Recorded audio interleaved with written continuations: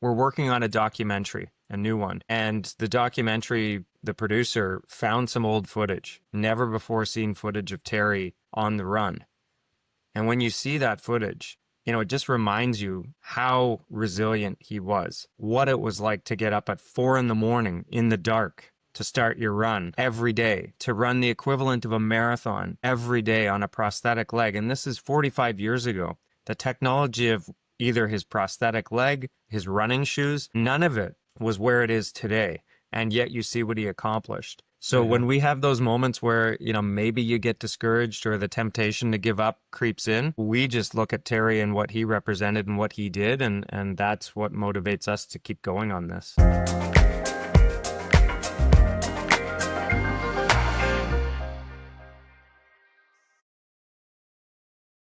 Okay, Mike Rossi, how the heck are you?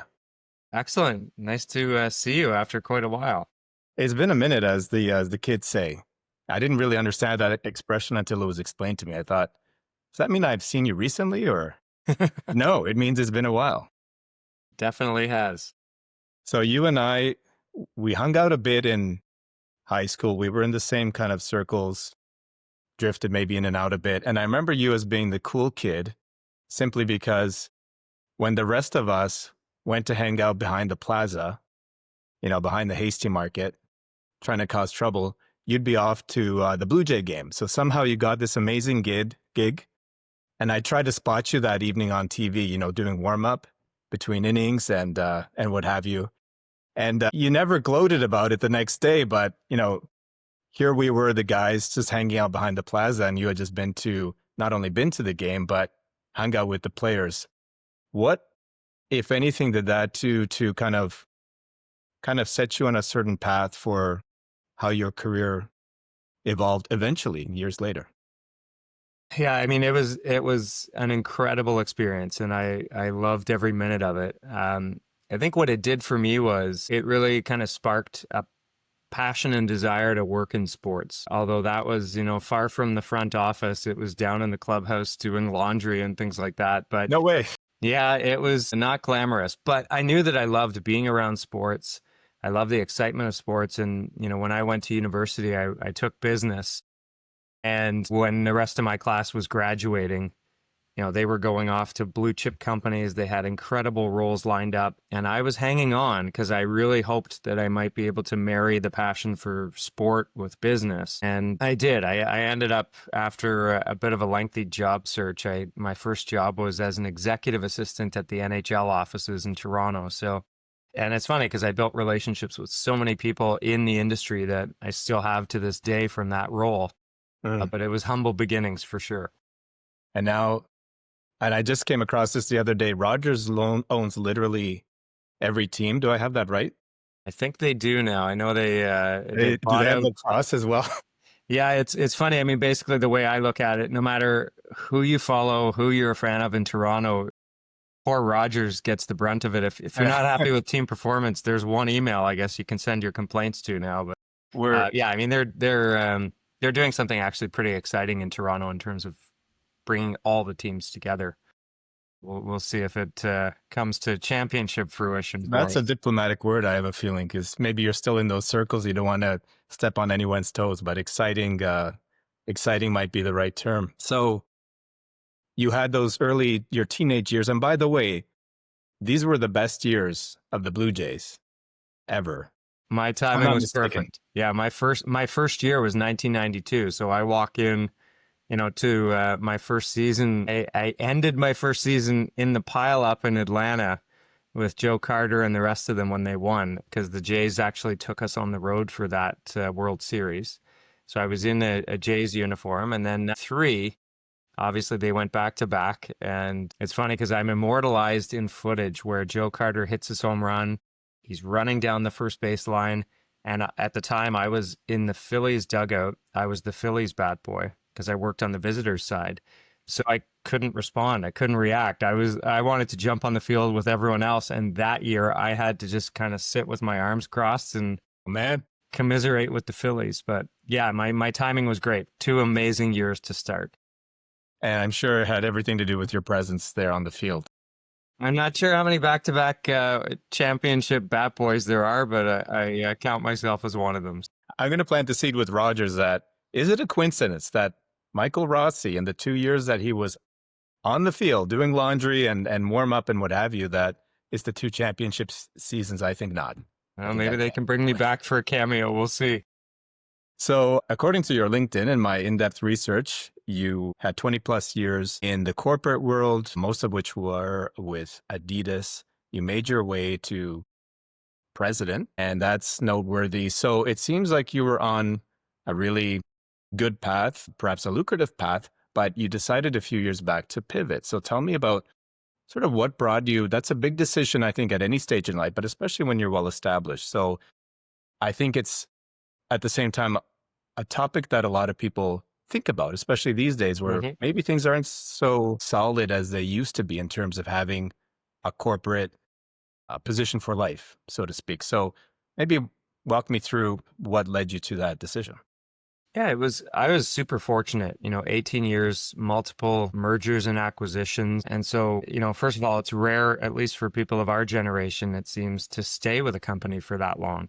But for me, all of those acquisitions, when Adidas acquired Reebok, when Reebok had acquired CCM, it created opportunity for me. There was change, there was reorganization, new teams, new businesses. And so I was able to kind of continue to challenge myself and move up. When I became president, I spent almost 7 years as president, and it was amazing. Loved the time, loved the team, the people, the brands. But 7 years is a long time in a role. Even I would say 5 years in, I was 15 years with the company. And, this picture over my shoulder here, you can't fully see it, but it's the Amalfi Coast. And I was on the Amalfi Coast on sabbatical. So after 15 years with Adidas, you got 5 weeks off. And I I mean, was it had to be 15. 15 years. I'm the type of person I've always really been nostalgic and reflective around anniversaries. So, 5, 10, 15 years, 15 years with the company, 5 years as president. And I was getting a little bit of an itch. I was starting to get anxious. I felt like my learning curve was flattening a bit. The company was changing, the culture was changing, and we were actually coming to the end of a 5-year strategic plan. And I was super proud of what we had accomplished. And it kind of just felt like, hey, this might be a good time to move on. And so I spent time, on there's a balcony of a hotel in this picture behind me where I remember I took a phone call about a potential role overseas with Adidas. And it was a great opportunity. And I just felt in that moment in my heart that wasn't the path I wanted to take. It wasn't the way I wanted to go. And I started exploring what else could be out there and got exposed to coaching and started, it's funny, you have those moments and those people and those coffee chats in your life that change your path. And I had a number of conversations that all just seemed to build on each other, steering me towards trying coaching. I took a course in Toronto, still at Adidas, still president, but was kind of doing it off to the side. And from the first weekend, I went into, typical hotel conference room. You're with 30 people who are aspiring coaches. And like I was hooked immediately. The ability to help people, the ability to connect, the ability to just help them achieve what they wanted to, like it was really powerful. And so it took me 2 years to actually make the transition out to start my own business, to leave Adidas. I was super fortunate that the company was very supportive and helpful to me in that transition. And I've been doing it for 4 years now as an executive coach and a speaker. It sounds like the successes of your clients really fuel you. I'm picking that up. And also those key moments in life that you look back to. So for yourself, that was the call. You're on the Amalfi Coast on your 5-week sabbatical. You get that call and that opportunity perhaps, and it doesn't seem quite right or quite the time. And this course perhaps was another key moment in that if you didn't feel sort of that spark in that course, maybe you would have kept on the corporate ladder. So if there's any kind of lesson, if you will, Mm-hmm. to this, it's listen to that inner voice, especially when it's listen to that inner voice, especially when, like you say, it's that kind of time in your career that you are getting, um, you are feeling a sense of wanting to perhaps make a change. And Mm-hmm. perhaps it's on an anniversary, or in your case, it was on the occasion of your 5-week sojourn. So I read up on Voce. The website's incredible. You have the salt and pepper beard going, so I grew mine out a bit, trying to compete to an extent. You work with leaders, and so when I think of leaders, I think of people that have already accomplished a lot. What is it that a leader needs? First off, why does a leader need coaching? They've already kind of climbed the ranks and they've kind of demonstrated their proficiency. What do you bring to the mix? I I mean, first of all, I have a belief and I live this myself. I think good leaders are never done learning. And so, often clients I work with, they are great leaders. They are great performers. They do get promoted. But what can happen sometimes is you get promoted quickly. You move with velocity through your career. And sometimes you don't have mentorship. You don't have coaching. You get put at the top of an organization. You might be reporting to a board or to one other executive, and you don't have a lot of safe places to, test out ideas, to talk about the things that you're struggling with. And so a lot of leaders, ironically, people think they have it all figured out. They've got it all in place. They need support. And so, sometimes I work with a leader who has achieved that promotion, but they need a sounding board as they move into the role. Sometimes I work with leaders where their company has tapped them. They know they're going to be the next CEO or the next C-suite executive, but there's a couple things they need to work on. They need to sharpen to really get ready for that role. And then sometimes I work with people who are, on that balcony in the Amalfi Coast, so to speak. They're at a crossroads and they are just trying to figure out what is next. And so no matter which one of those profiles it is, a coach, I always say that the coach is really like a mirror. We have a lot of the knowledge, the intuition, that gut feel. It's already in us. Sometimes a coach just helps you, first of all, just say it out loud. And then when you say it out loud and the coach is your witness, it seems ridiculously clear and simple once you've said it. And then you're compelled to move towards it, whatever it is. So I love those moments with clients where whatever it is they're striving for, just when you shift their perspective a bit and you can see that they feel empowered, they feel energized, they're ready to go after it. Those are the moments I live for. Sure. And the way you kind of sum that up, I'm picturing myself being in that position. Is it the case that those people you work with, they don't want to betray a sense of anything less than being absolutely certain of their path, and the buck stops with them? So is it a case that they don't want to betray what they might feel could be misconstrued as a sign of weakness or indecision, and things get bottled up, and like you say, they're perhaps reporting to a board? Well, a board's not there on a daily basis, and they're really not necessarily on the day-to-day. Their role is not to provide day-to-day guidance, if I'm not mistaken. So I'm beginning to wrap my head around why a leader might need someone that they could speak to. And that sounds like that's the role that you've taken on. Yeah, I mean, I think we can all relate to, we all have dreams. We all have thoughts about what could be possible, but the reality is there's a lot of unknowns. And even when we make a move, when we take a new position, move to a different company or change professions, it's not a given that it's going to work out. And so a lot of people struggle with that. And particularly, I mean, let's be honest, we have dependents, you're taking care of a family. Times are tight right now. And so it is hard to take a leap of faith. And sometimes it's easier or safer to stick with where you are. With some certainty what tomorrow is going to look like if you stay where you are. And that's where I think sometimes a coach can help you just connect with what really matters, what's really fulfilling, what would be meaningful. And, I've always believed in my heart that if you follow your values, you kind of know what they are and what's important to you, and you follow that. You don't know exactly how it's going to turn out, but I don't think you'll regret the path you take if you're true to yourself.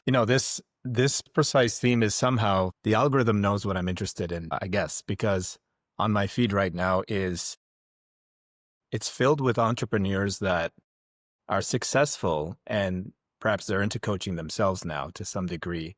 And if there's a common theme, it seems to be exactly that there's going to be a sense of unknown. And the idea that there's going to be the path to success is not the opposite of success, is not failure. Failure is you being on the right path and learning from what transpires.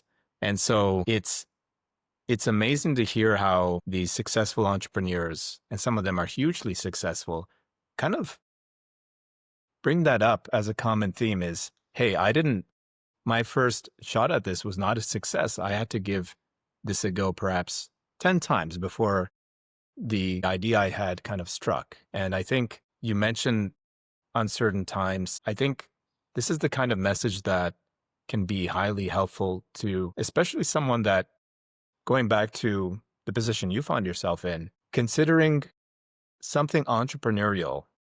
It's never been easier in a way to kind of get the word out as an entrepreneur, I feel. Mm-hmm. Mm-hmm. And so why not give it a shot if you find yourself kind of stuck in your role? So in my case, circling back, somehow the algorithm knows that I find all of this very fascinating. And it sounds like perhaps these are the kinds of conversations you have on a regular basis with your clients. Something you just said there, I love the idea of the algorithm. And yes, I mean, there's the true algorithm in technology and in our feeds. But I'll take it one step further. I think there's an algorithm in life. And I mentioned some of those conversations I was having around coaching. Like the algorithm was serving me up people and messages and inspiration. And I think part of it is when we're curious about it, we start to attract it. It starts to come our way. We attract more of it. And so, yes, I mean, the algorithm is, I guess, a known definition these days people can relate to. But I take it even one step further. I think spiritually, there's an algorithm for those entrepreneurs where when they start dipping their toe in the water, it starts coming their way. I love that. I love this concept that hey, don't necessarily ascribe it to the technical algorithm that's out there, but rather it's a mirror for what you yourself are contemplating, and listen to that voice. You are with Voce. There's also this element of keynote speaking. So how does another thing that really fascinates me is you have this big conference, there's a crowd that's really revved up, there's these incredible lineup of speakers. How does one sort of get into that role? Is it something that you actively pursue, or are you invited into it? Is it a mix of both? I would say that you need to actively pursue it. I mean, what I found was in my role at Adidas, I was on stage quite a bit. I'd do a town hall with all of our employees, or I'd speak at conferences. So sometimes you do get invited to various events as a function of your role. If you really want to pursue it more as part of your business, then I think you do need to have a point of view, a perspective. What is it that you uniquely want to share with people? And how do you find your niche? And it's super competitive. There's a lot of compelling people out there who have really, some people have very accomplished careers in a scientific field, and that's what they speak on. I love to speak about leadership. To me, the origin of Voce is it's Italian for voice. And so part of my message and my mantra around leadership is I think every leader has a voice. I don't think every leader has the same voice as the leader they learned from. And I think the best leaders don't try and emulate someone else exactly. I think you find your own way. You find your way of connecting with people. You find your way of communicating that vision and inspiring a team. And that's the work I love to do. So whether it's coaching, whether it's workshops that I do with leadership teams, or whether it's an opportunity to get up on stage and share that inspiration with a whole audience, that's what I love to do. But it is work to put yourself out there, articulate the message, to find the right audiences for your message. But I love it. I really get energized when I get the chance to do that as part of my work.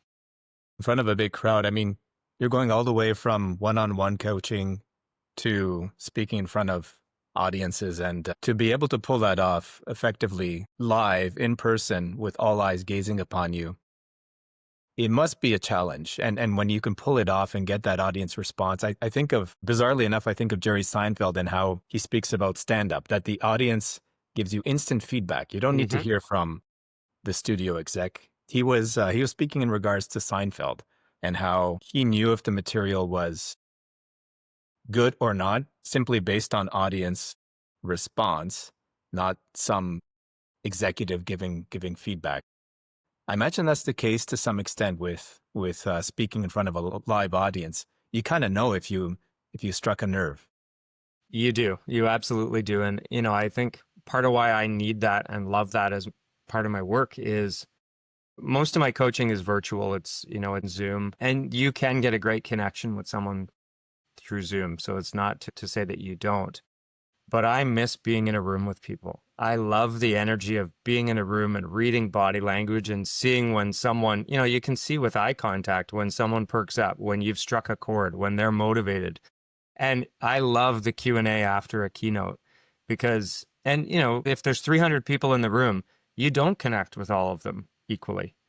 Some people might, they might enjoy the talk, but they go about their business and you didn't change their path. But then there's the 10 people who line up to say how much it meant to them or it reminded them of this, or they have a question for you. And that is what I love, that those moments afterwards where, like you say, with Seinfeld, where okay. And that for me, I don't need to change the world. I don't need to change everyone's point of view. But if I can help one person in that keynote perhaps shift their path a bit, pursue something they're passionate about, just shift their course a little bit, that's what I'm inspired by. This is going to get me into trouble, perhaps. Depends who listens to this, but TREB, the Toronto Real Estate Board, we have this gigantic conference every year. It just passed. And I don't think I've ever been. Maybe I have once years ago. And this year, one of the keynote speakers was Pitbull. Pitbull, not the dog, the entertainer. Mm-hmm.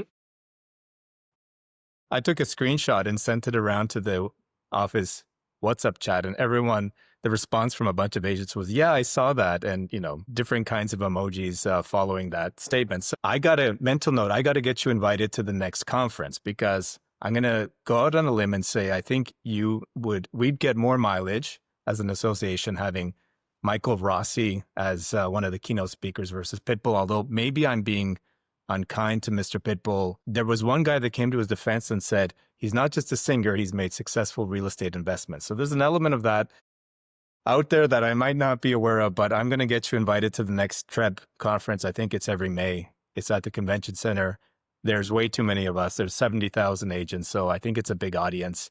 I'm going to get you in there 2026. This is on tape. This is being recorded. Okay. You will be on that stage if you're interested.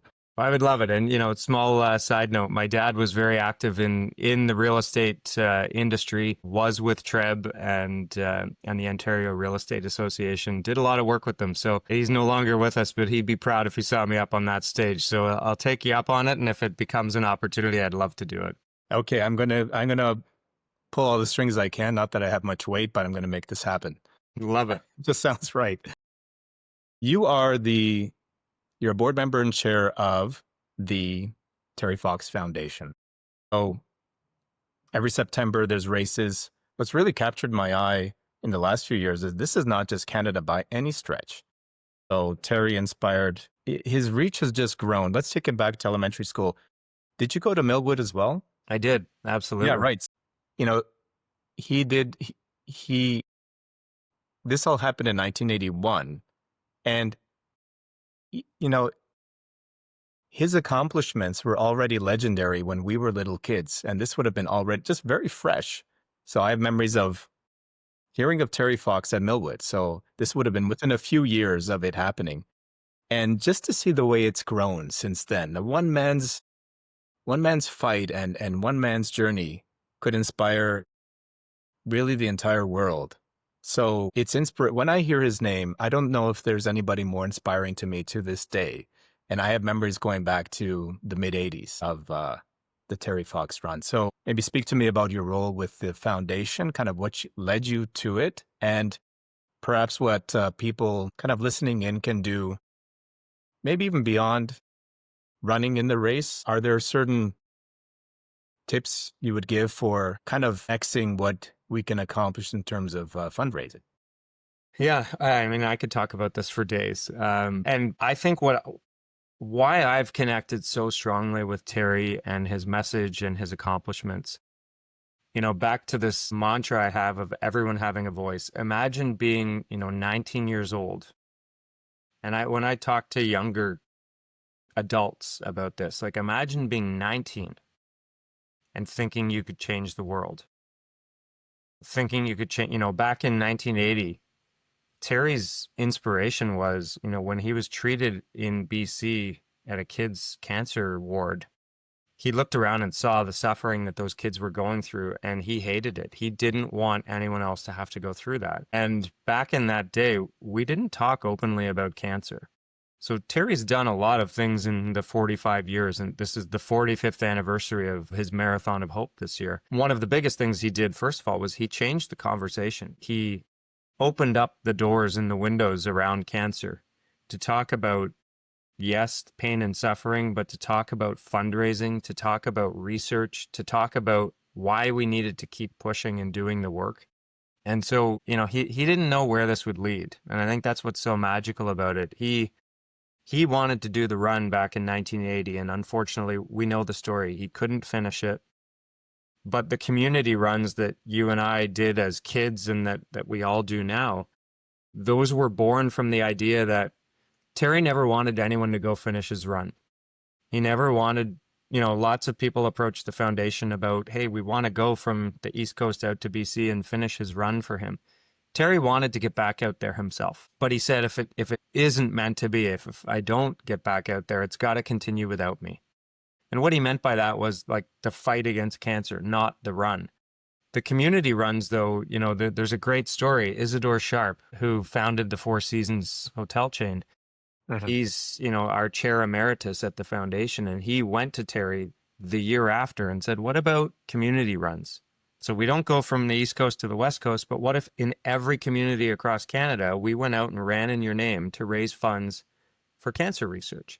And that's how the community runs and the school runs were born. 45 years later, we're the number one peer-to-peer fundraising organization in Canada. We've raised almost $1 billion in Terry's name for cancer research. And, it's not just Canada, as you said, Canadians move to, like, we've got a run in Santa Monica, we've got one in New York, we've got one in Dubai, we've got one in the UK, because when Canadians move abroad, they take the story with them. And even if you're not Canadian, but you hear this story, it's hard not to be inspired by what he stood for. You mentioned, how do we 10X this? There's still the runs in communities at schools. Most parents, they kind of lose touch with the story, and then they have kids, and the kids bring the story back home from school and tell them the story of Terry again, and they reconnect. People can get out. I guarantee you, if you look up on the website, there's a run probably, within 10 kilometers of you. They're across the country everywhere.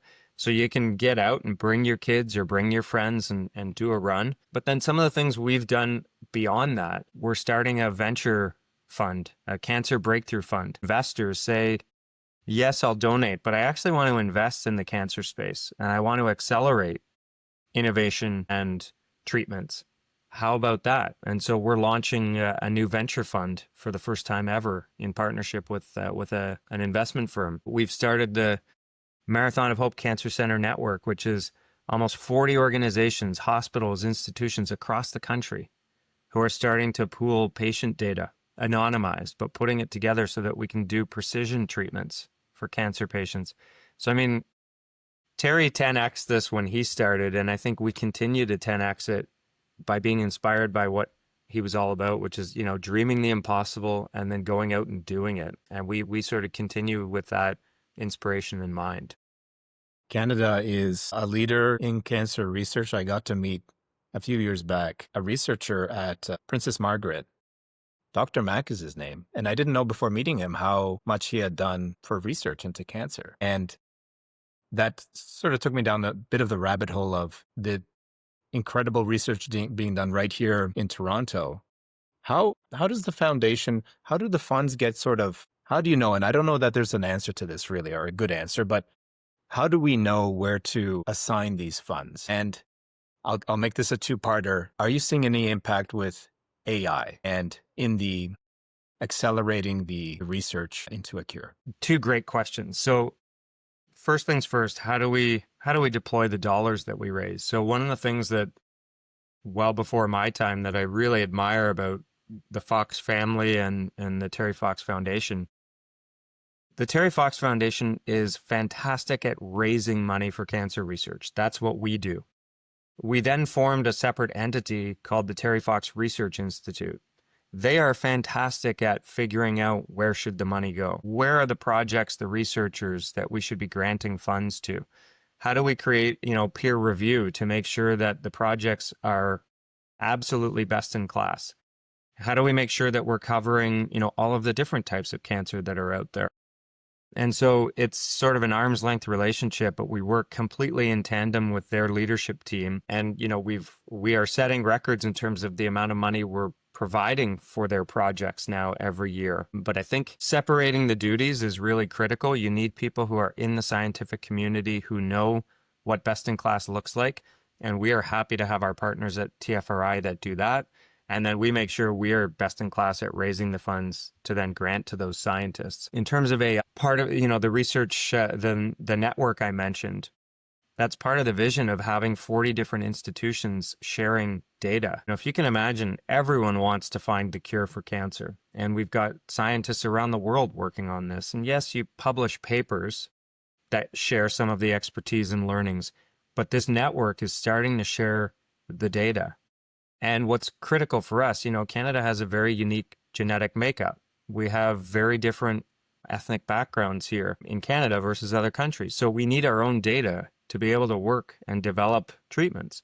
And so this project is starting to accumulate that data, and then also looking at how can we bring AI to bear and machine learning so that we're iterating and trying to figure out, if someone has a similar genetic profile to you, whether they're in the Yukon or Quebec or out in Vancouver, how do we trace some of that data, trace treatments, and then prescribe the best possible outcome for you? That's the vision. That's where we're headed. It's super ambitious. You talk about 10xing what we're doing, and we have government matching funds that we're tapping into to make this a reality. So that's the vision, and I think AI can definitely accelerate it. I'm excited, really on a surface level, when I hear about what AI can do. Let me backstep a minute. With cancer and other diseases, it's, I don't want to say easy to get discouraged, but there's been a recurring theme, I think, that you read up, and this is going back years, and this is not unique to cancer, but you read up of something really encouraging. So you might read it in your newspaper or online, and it seems like it has real weight, and then you might never hear of that kind of avenue again. And so what I'd like to put out there is not to give up hope, because it seems to be one of those things that with cancer research that it would be easy enough to feel that it's always just out of reach because we've had advancements. And perhaps it's the case with AI that it's going to provide a basis, or it's going to accelerate the efforts to an extent that if the cure is way off, perhaps we've just found a way to kind of bring it closer to home. So I guess circling back, what I'm getting at is not to lose that hope. I know it's easy to say, but when I think of cancer research in particular, I'd hate for people to get this impression that it's always within reach because we've been at it for so long. A. And B, everything I'm reading about AI, if even 1% of it's true, this might be within grasp much sooner than we might expect otherwise. Yeah, I mean, listen, cancer, first of all, we use one word, but it's, 200 different variations and types of cancer out there. And cancer, it's relentless and it's evolving. And so, what I say is we also need to be relentless and evolving in our approaches to treating it. And so, yeah, when you look at AI, when you look at new possibilities, new treatments, new collaborations, we need to keep doing that. Even, I'll be honest, even when I look at fundraisers for Terry Fox, it's hard every year to get motivated and inspired to send out your emails and to ask people for donations if they've given to you. Like, I'm lucky. I have people who've donated to my page for 10 years now, and they'll do it again for an 11th year. And that's not easy to keep getting back up every year and doing it over and over. And for scientists to keep doing it over and over. Mm-hmm. But that's why we're so fortunate to have Terry's story as inspiration. I had the good fortune, actually, we're working on a documentary, a new one. And the documentary, the producer found some old footage, never before seen footage of Terry on the run. And when you see that footage, it just reminds you how resilient he was, what it was like to get up at 4 a.m. in the dark to start your run every day, to run the equivalent of a marathon every day on a prosthetic leg. And this is 45 years ago. the technology of either his prosthetic leg, his running shoes, none of it was where it is today. And yet you see what he accomplished. So when we have those moments where, maybe you get discouraged or the temptation to give up creeps in, we just look at Terry and what he represented and what he did. And that's what motivates us to keep going on this.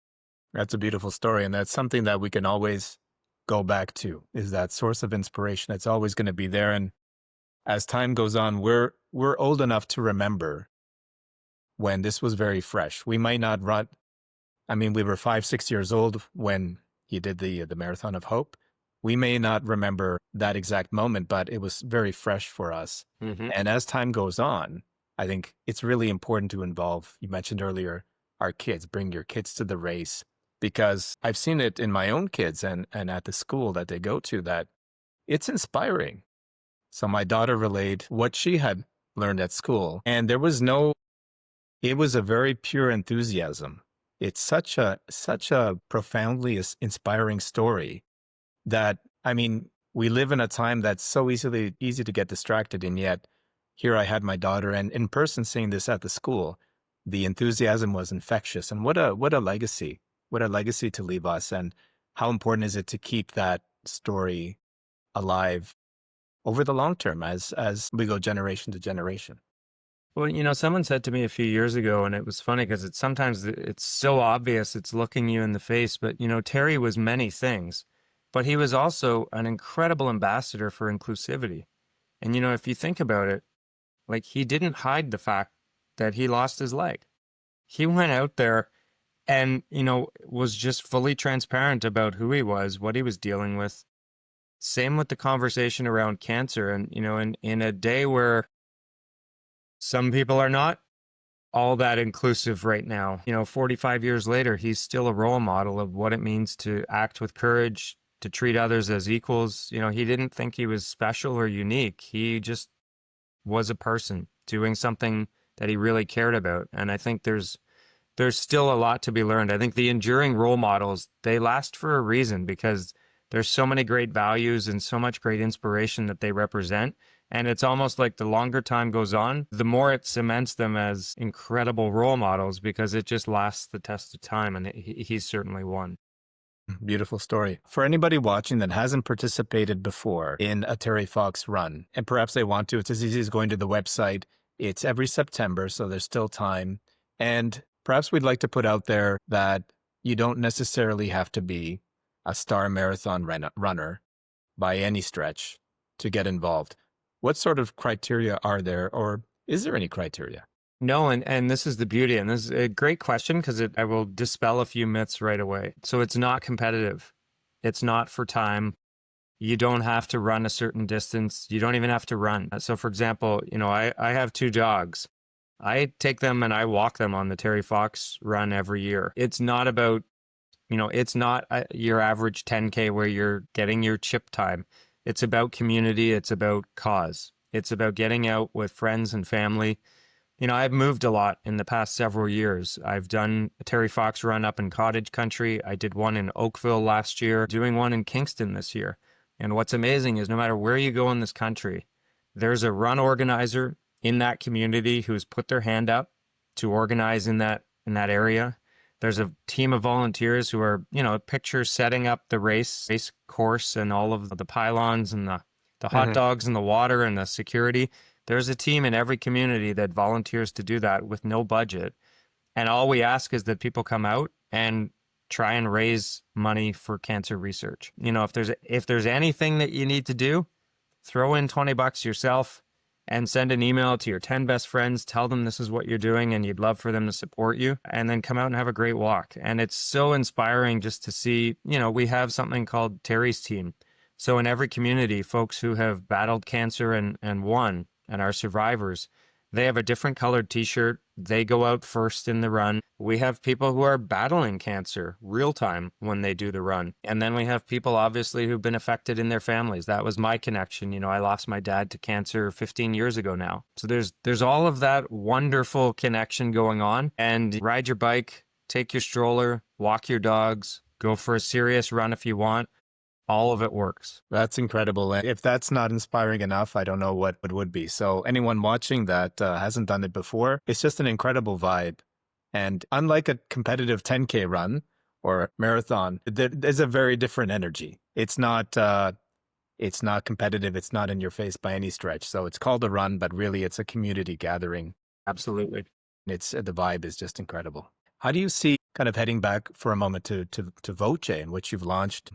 How do you see the next 5 years? Sort of, what sort of direction do you envision? It seems that you've already accomplished a lot. You've been a keynote speaker. You coach coach leaders as well. 4 years, I guess, into it now. Mm-hmm. You had this long track record in the corporate world. I imagine this is something that you do again in a heartbeat. Entrepreneurship absolutely fascinates me. So maybe you could speak to how you see the next 5 years playing out and perhaps what sort of goals you have for Voce. Yeah, I mean, it's timely, the conversation we're having today. Part of what I would really love to build, I'm about an hour from Prince Edward County here. So I love food. I love wine. I love bringing teams together and people together.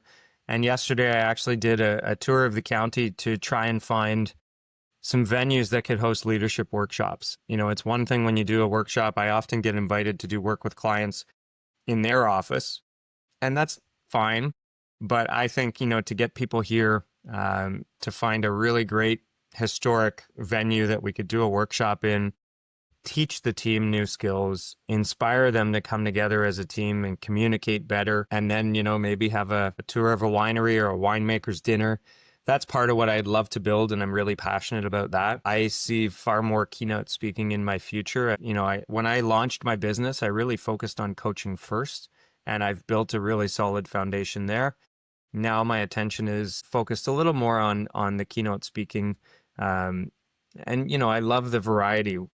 Coaching is one-to-one, and then keynote speaking allows me to potentially connect with 300 people at once.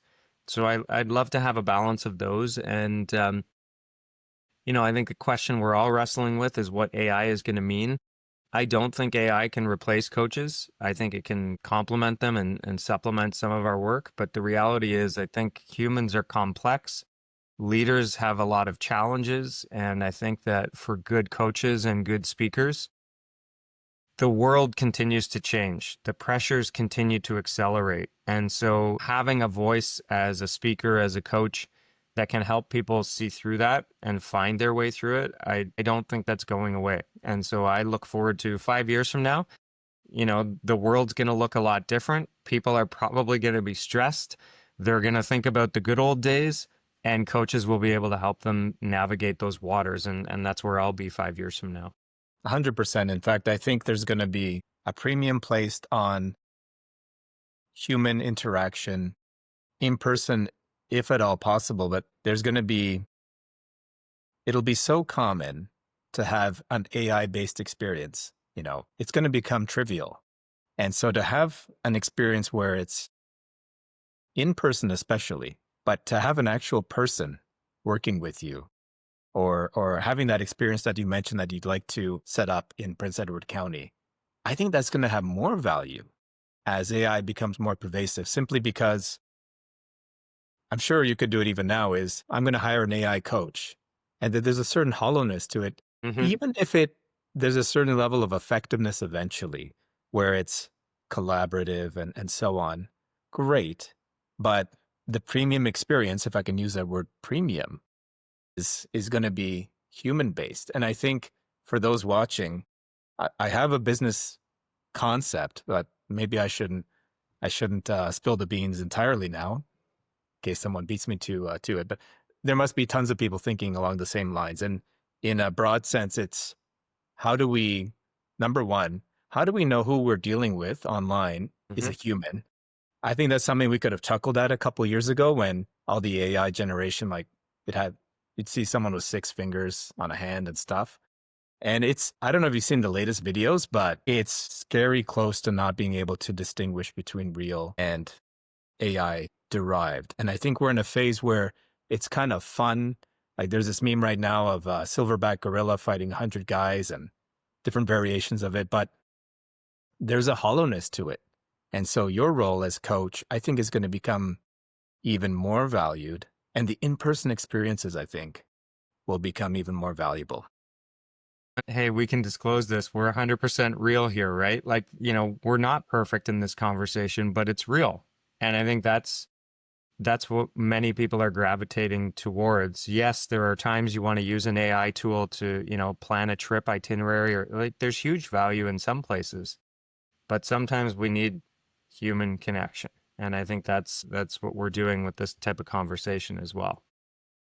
Speaking of exactly right. Speaking of human conversation, I could have taken the easy route and programmed this with your AI doppelganger, but this was a lot more enjoyable. And thank you for taking the time. I know it's the middle of the day on a Tuesday, if I'm not mistaken. There's tons of other things you could be up to. So Mike, I used to call you Mike. I think you go by Michael now, but like I cherish the time, and so inspiring to hear about what the foundation is doing. Also, what's inspiring is to hear what you're doing after many years in a corporate role. For you to branch out successfully is incredibly inspiring. So once again, thanks for your time today. No, it was great to reconnect. I love these conversations and when relationships come full circle. So thanks for including me here today.